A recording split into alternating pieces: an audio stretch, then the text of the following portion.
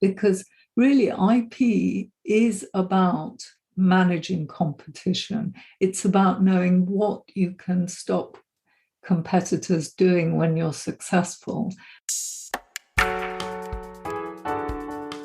Hello and welcome to the Brand-tuned podcast, which discusses all things brand related, including the essential trademark and IP dimension.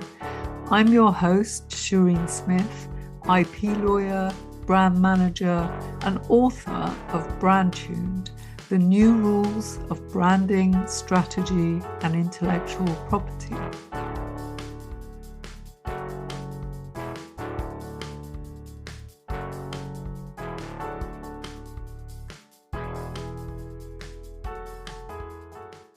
In this episode, Alison Jones, my publisher from Practical Inspiration Publishing, interviews me about the Brand-tuned book, why I wrote it, what I learned about myself in the process, how it's changed me, what's next, and more. I wanted to ask you a few questions about the process. I always think it's fascinating to hear the author talk about what they found out along the way. So we'll start with why, as Simon Sinek would have said. Why did you choose to write this book? Well, I wanted to write a book on branding because having written 2 books on intellectual property and studied branding quite a lot, read books, I realized that intellectual property is an absolutely essential discipline that is as important as marketing and design when you're creating a brand.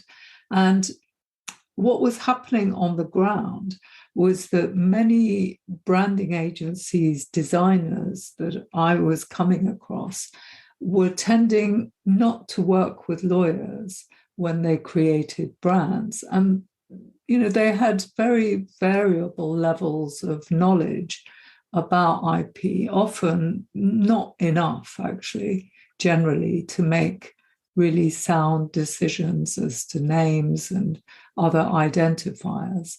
So, I thought if I could write a book about branding to explain exactly how IP fits into the brand creation process, then business owners, designers, marketers would be more enlightened about this. And actually, an interesting point that emerged, which I hadn't actually been aware of when I set out to write the book, was that designers and marketers receive absolutely no training in intellectual property whatsoever, which I just find really, really surprising, given how important IP is in brand creation. You don't know what you don't know. No, exactly. And I'm guessing that I know that I hope that this book will save a lot of small business owners, particularly from some very expensive mistakes.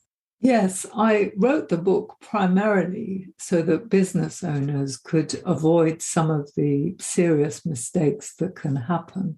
The name is one aspect of a choice that businesses make during branding, but it's not always obvious exactly what issues arise around names.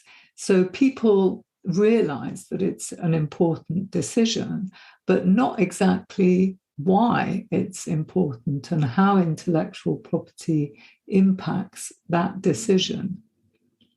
So, for example, it's not always the case that if you've chosen the wrong name, there's going to be a disaster and you're going to need to rebrand.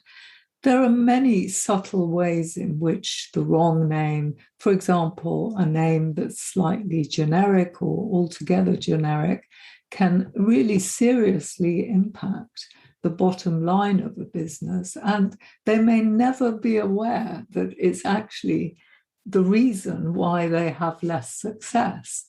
So, that's why I wanted to write this book, so that people could understand the nuances involved. So, for example, a company like Oatly recently had problems when they tried to stop a competitor using the name Pure Oatly. Now, there was a High Court decision that actually decided this was not an infringement. And the reason it wasn't an infringement is that it just missed out the L. So OT is a generic term. You can't monopolize generic terms under trademark law. So pure OT is in no way infringing the rights of Oatly. And people were outraged even that Oatly was taking issue with this Glebe Farm over the name. But on the other hand, if you have a name like Hellman's and a competitor comes along and uses a name like Pure Hellman's, there is absolutely no doubt that that is trademark infringement. So it's actually understanding brand protection that enables a business to make a sound choice of name. And that's why, missing out the IP dimension during branding can lead to less successful choices of brand elements. And I think you're so right. And I hadn't understood this until you and I started talking, that people who set themselves up as branding experts have no background at all in, why should they have a background in legal? But what happens is everybody gets obsessed about the details, the color palette, the font. Yes, indeed. Actually, the most important issue is the brand name, and considering the brand protection aspects of it is really key, as I mentioned just now. Obviously, colors and fonts and all that matter too, but actually what tends to happen is that overdue emphasis is placed on color. So businesses often end up with a logo, and then all the ways in which they're going to stand out uses color as the essential differentiating visual. But the problem with that is that you can't own a color, or it's very, very difficult to. It takes a number of years and really big advertising budgets. And even then, it may not be possible to own a color. So this emphasis that the branding industry places on color is quite misplaced. And I would say that you need more identifiers than just a logo. So when you emerge from branding, you should have several, signals, ways of signifying that it's you, that it's your brand, so that consumers can identify you. So, for example, I've begun to use, these circles that are around my book. I thought this is a good idea. I could use this as one of the identifiers.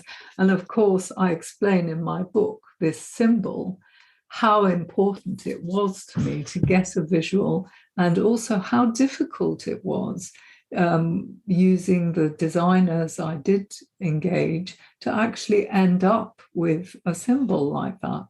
So, yeah, I can't emphasize enough the importance of having several identifiers.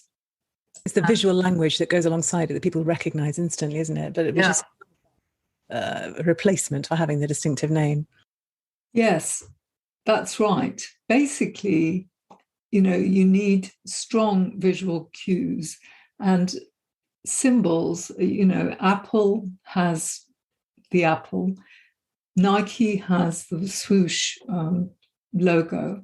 It's just really important to have 3 to 4 identifiers so that consumers, who are often actually in system one mode when they're looking for products and services, they're not really focusing in great detail to see who stands for what and what's so-and-so's name.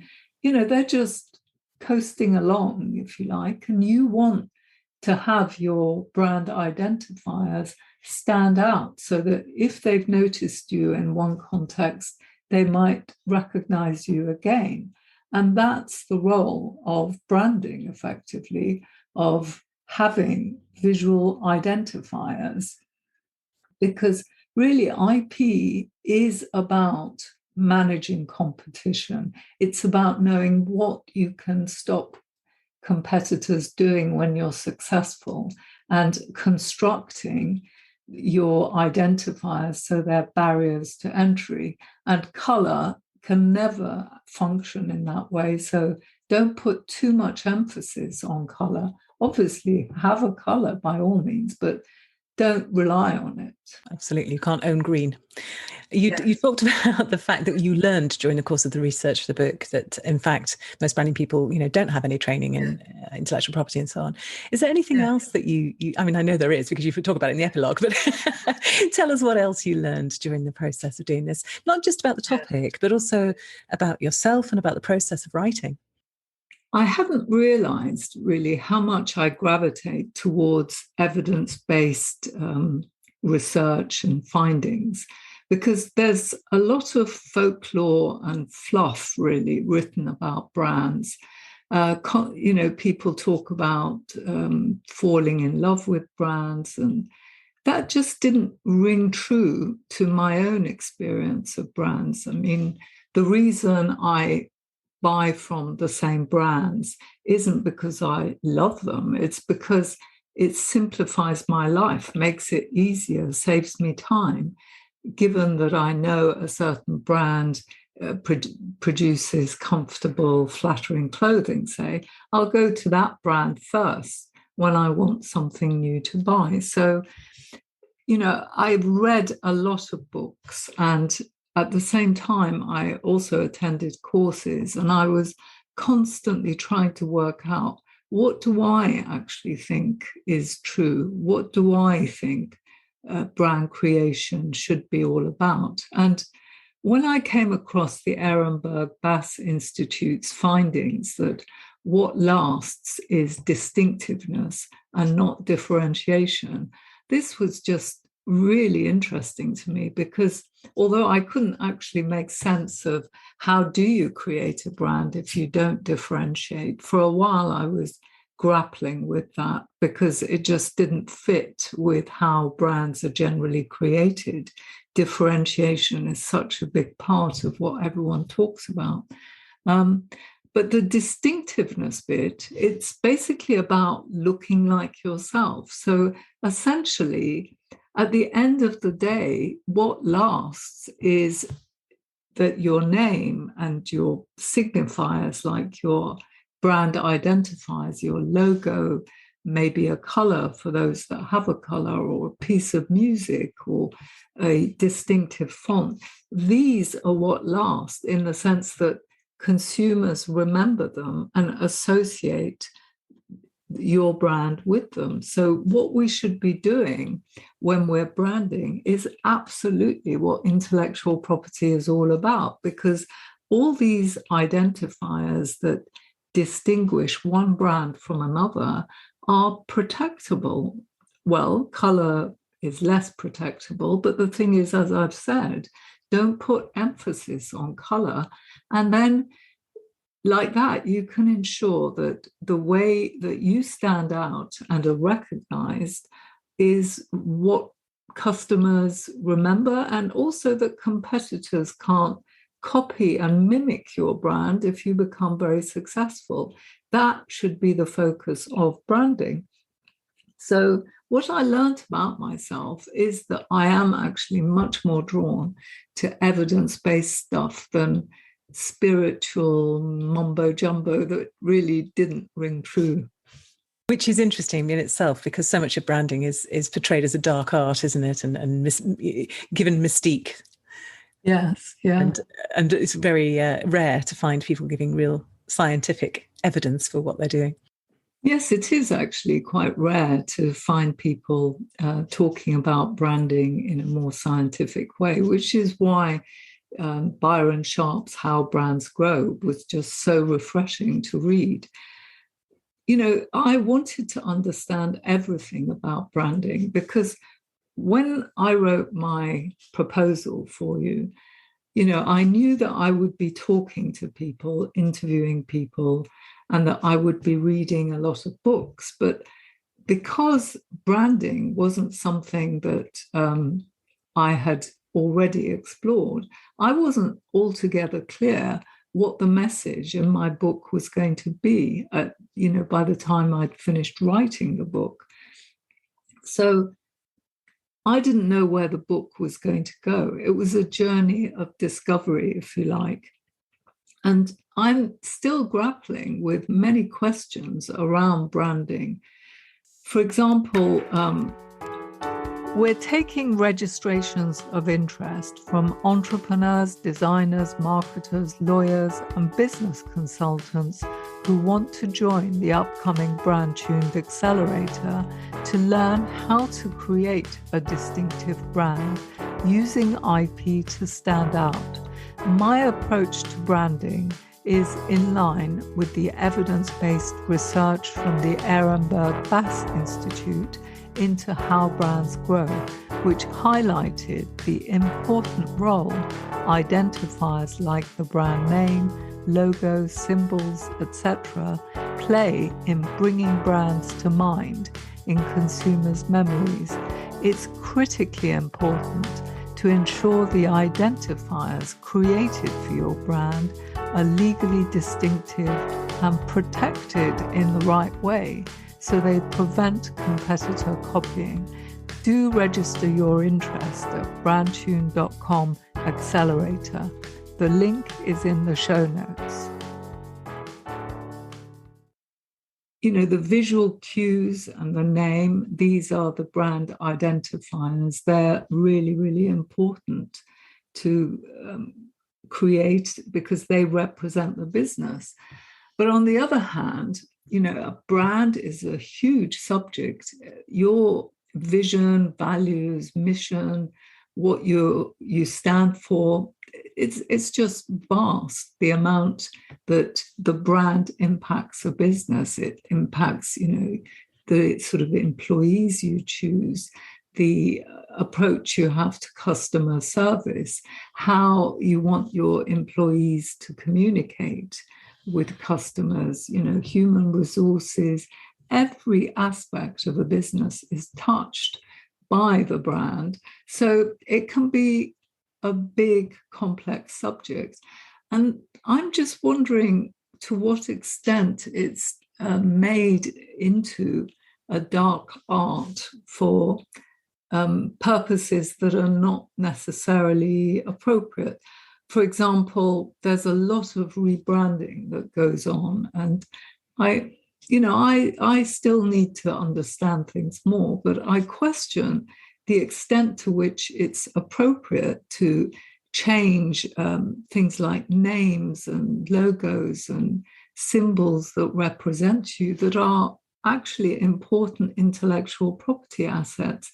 I feel that there's got to be really powerful reasons why you would scrap all that and all the brand equity that a business has built up in order to start again. I mean, yes, there are instances like a Ratner's type experience where you've got to rebrand and no longer be identified by your old name. I get that.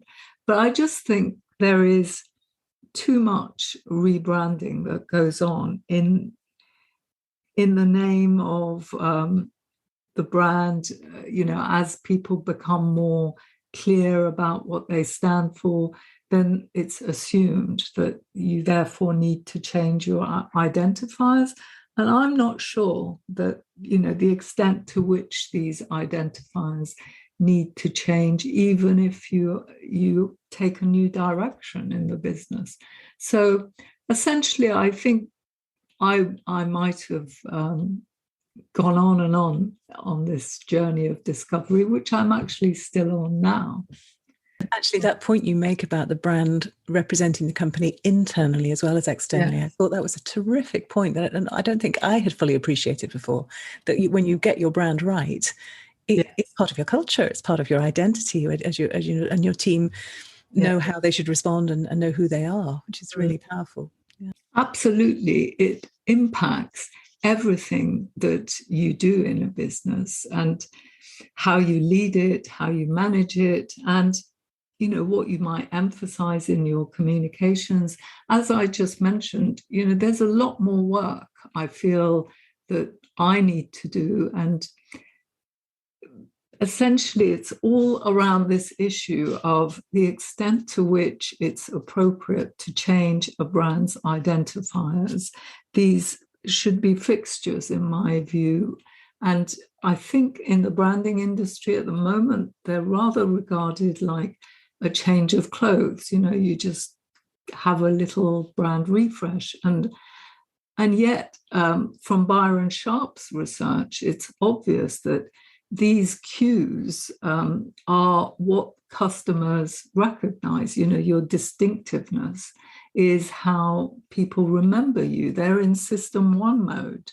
They're not going to focus on the fact that, you now have a new logo, a new name, So you effectively could be destroying a lot of value, I think, in rebranding. And I probably, will write another book. I'm not sure, but I was getting up as it was at 5 a.m. to write the book before the day began, because I had a strict timetable with you that I wanted to meet. It's possible if I'd taken a year longer, I would have written a more profound book.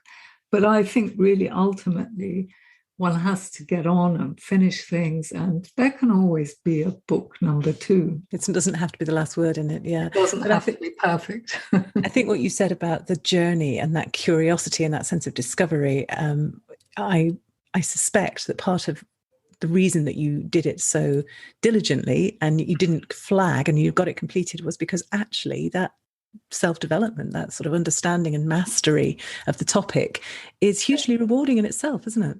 It is. It's absolutely fantastic. There was so much I needed to learn in order to write this book. And I love learning and understanding, business, brand, marketing, the whole works. I wasn't sure, as I said, when I set out to write the book, exactly what it would be like by the time it was finished. So I'm not sure, for people such as yourself, when you set out to write a book, do you have a clear idea of what you're going to write? Do you know what it's going to be like? Personally, no. I think you have a fairly clear idea and you have lots of expertise. Otherwise, you probably shouldn't be starting to write the book on it. But actually, I think one of the best reasons for writing a book is exactly what you're saying there. It's that sense of mastery. It's going deeper. It's understanding more, the more nuance. And what I'd love to ask you, actually, Shireen, is how it's changed you. So not just what you learned about yourself, but what now? How do you feel that you have changed as a person, but also professionally? And what next? What I'm now focusing on is to really understand the market needs so that I can decide what to introduce. Either it's going to be something for designers and marketers so that they can use IP as a commercial opportunity in their work, or it's going to be some sort of brand management service to help small businesses who want to create their brand so that they can understand the whole subject and make sure they choose the right sort of professionals to work in with. So those are really some ideas I've got. I've gone on to train in brand management, marketing, and I'm really looking at design much more closely to understand exactly what goes into creating a visual identity, what considerations there are. I'm really broadening my expertise as a way of deepening it so that I've got more to offer than just the perspective of an IP lawyer. And this means that I can provide much more holistic sort of advice, I guess, around branding. And actually, all this work has meant that I've understood IP better because I'm looking at it from the perspective of somebody who's creating a brand rather than from the perspective of just protecting a brand. And those conversations that you've had mean that you also understand other people's perspectives better, which is always helpful, isn't it, when you're trying to get work done in such a complex field? Yes, I hope to understand the market's needs much better so as to know what sort of offering to develop. For example, if somebody's aiming to create just a lifestyle business, they don't want to have any problems, but they're not creating an enduring business, then the sort of approach they need would be quite different to somebody who hopes to be the next Google or Apple. And so the more I understand what people want and need around branding, the better placed I'm going to be to decide how I can best serve a section of the market. Whether the brand will have a life beyond you. Yeah, that's right. And the only thing is sometimes people take off in a much bigger way than they had intended or known. So there's that to consider too. Planning for success is a really helpful way to go about starting any venture, isn't it? Yeah. So as this goes out into the world, launched today, people are getting it into their hands. What's your hope for it? What do you want this book to achieve as you sort of release it into the world? Yeah, I hope that it will make change happen. I've had some fantastic support, especially from lawyers who do tend to like the book, but also actually surprisingly to me, because I hadn't expected it, from designers and marketers. I hope that there is some way that I can work within the industry with designers and marketers, because I think I'd really enjoy working with them. It's a fantastic industry, really very friendly, very welcoming. I love it. I suspect that you might have created a new job role, that whole kind of brand legal expert discipline that you mentioned. That it just doesn't exist, and no, exactly. It doesn't exist because people aren't aware of the need for it. So I think you may well have created quite a shift in the branding landscape.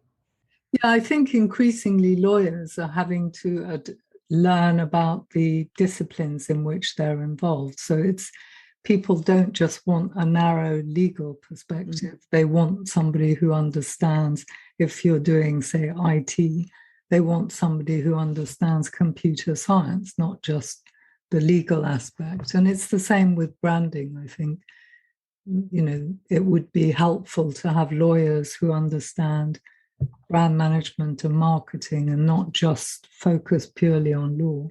And that's actually a much more applicable thing as it goes across every sector. Yes. Yeah, fantastic. Well, I'm sure it will achieve that. I'm sure that it will help individuals, so individual business owners or people as they set things up. I'm sure it will help lawyers as they help those people. But I think you have put your finger on something that is, I think this is one of the greatest gifts that authors can do for the world, actually, is that they can identify something that you recognize once you're told it, but you hadn't seen it before. And it feels to me that you've done that here, that you have identified a space that people didn't know they didn't know about. And now that it's given shape and form and there's a book about it, I think it will really grow and become a really important part. And in 10 years' time, people will wonder how they ever coped without. Yeah. Wonderful. Well, I wish you every success with it. I hope it achieves, exactly what you said. Thank you very much. Thank you for all your help. It's been such a delight to publish, and I've learned so much from it. So thank you from me as well. Thank you very much, Alison. That's it for this week. Do subscribe to the brandtuned newsletter to get weekly updates. I'd also love to get your feedback. Just send me an email to info@brandtuned.com. Finally, if you liked the episode, please do share it with your friends and colleagues and review it on iTunes or whichever platform you use to listen to podcasts. If you leave us a 5-star review, it means more people will listen and we can spread the word much more quickly about the podcast. Thank you and bye for now.